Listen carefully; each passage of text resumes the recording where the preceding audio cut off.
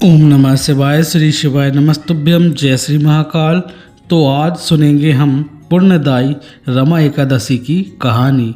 एक बार धर्मराज युधिष्ठिर ने भगवान श्री कृष्ण से कहा, कार्तिक कृष्ण पक्ष की एकादशी का क्या नाम है और इसको करने की क्या विधि है, इसके करने से क्या फल प्राप्त होता है, आप मुझे विस्तार पूर्वक बताइए।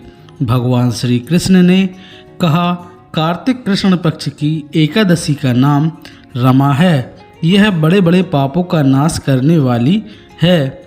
इसका महत्व मैं तुमसे कहता हूँ, ध्यान पूर्वक सुनो।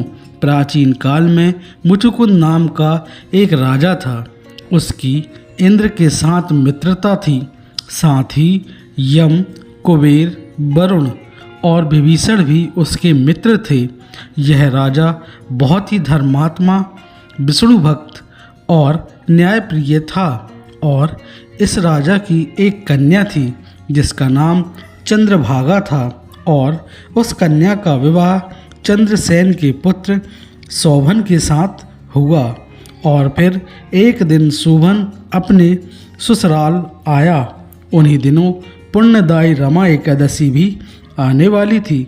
जब व्रत का दिन समीप आ गया तो चंद्रभागा के मन में विचार उत्पन्न हुआ कि मेरे पति अत्यंत दुर्बल हैं और उसके पिता राजा मुचुकुंद ने ढोल बजवाकर सारे राज्य में घोषणा करा दी कि एकादशी को भोजन नहीं करना चाहिए। ढोल की घोषणा सुनते ही शोभन को अत्यंत चिंता हुई और उसने अपनी पत्नी से कहा, हे प्रिय, अब क्या करना चाहिए? मैं किसी भी प्रकार भूख सहन नहीं कर सकूंगा। ऐसा उपाय बताओ कि जिससे मेरे प्राण बच जाएं, नहीं तो भूखा रहने से तो मेरे प्राण ही चले जाएंगे।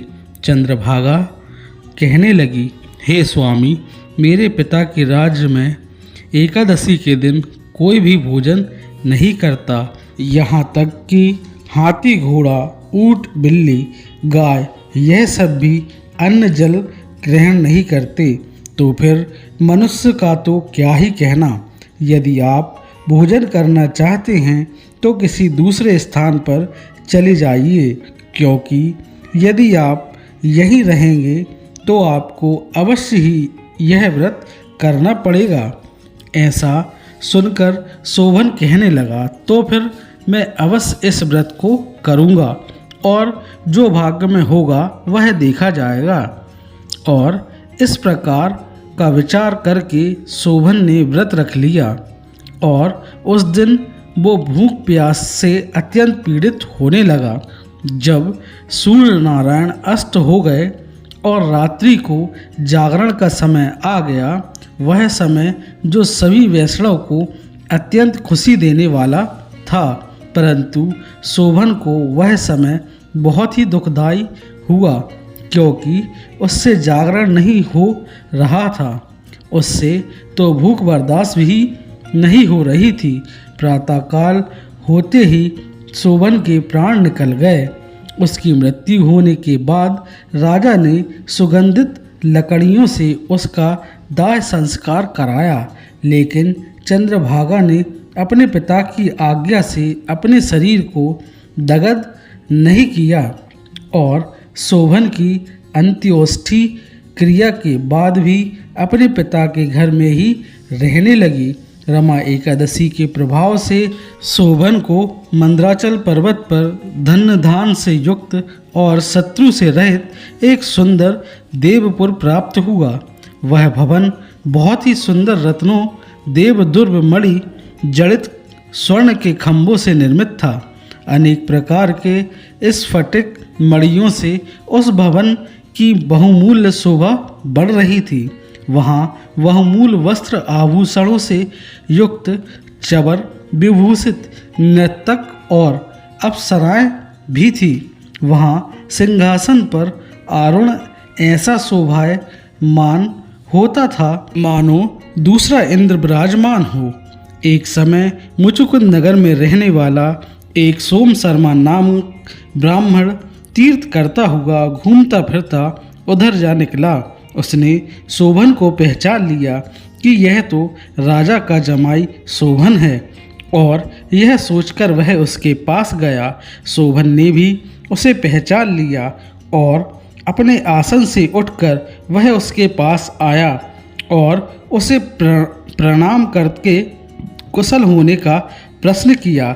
ब्राह्मण ने कहा कि राजा मुचुकुंद और आपकी पत्नी कुशल हैं, परंतु हे राजन, हमें आश्चर्य हो रहा है। आप अपना वृत्तांत हमें बताइए कि जो सुंदर नगर कभी किसी ने नहीं देखा ना ही सुना, वह आपको कैसे प्राप्त हुआ। तब शोभन ने कहा, कार्तिक कृष्ण पक्ष की रमा एकादशी का व्रत करने से मुझे यह नगर प्राप्त हुआ है, परंतु यह अस्थिर है। यह स्थिर हो जाएगा, ऐसा कोई उपाय कीजिए। ब्राह्मण ने कहा, हे राजन, यह स्थिर क्यों नहीं है और यह कैसे स्थिर होगा, आप मुझे बताइए, मैं इसके लिए उपाय अवश्य करूँगा। शोभन ने कहा, मैंने इस व्रत को श्रद्धा रहित होकर किया था, इसलिए यह सब कुछ अस्थिर है। यदि आप मुचुकुंद की कन्या चंद्रभागा को यह सब बता दे तो यह स्थिर हो जाएगा। ऐसा सुनकर उस श्रेष्ठ ब्राह्मण ने अपने नगर में लौटकर चंद्रभागा को सारा वृत्तांत सुनाया।